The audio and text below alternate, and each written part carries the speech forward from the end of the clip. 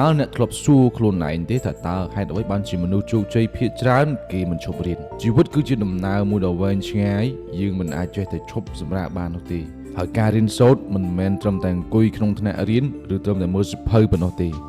ការរៀនគឺកើតមានរាល់ថ្ងៃរាល់បទពិសោធន៍រាល់កំហុសនិងរាល់ការបរាជ័យរបស់យើងហើយពេលដែលយើងបន្តរៀនសូត្រគឺយើងកំពុងតែបន្តអភិវឌ្ឍខ្លួនឯង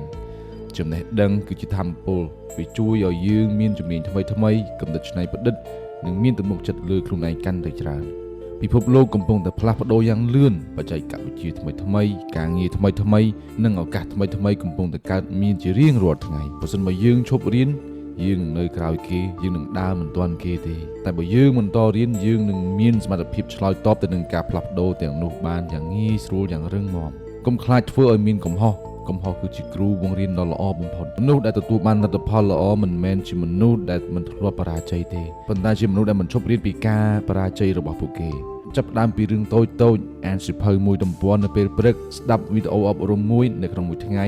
រៀនជំនាញថ្មីមួយនៅក្នុងមួយខែការកែលម្អតិចតួចរៀងរាល់ថ្ងៃនេះហើយនឹងនាំឲ្យយើងមានការផ្លាស់ប្ដូរធំនៅថ្ងៃក្រោយ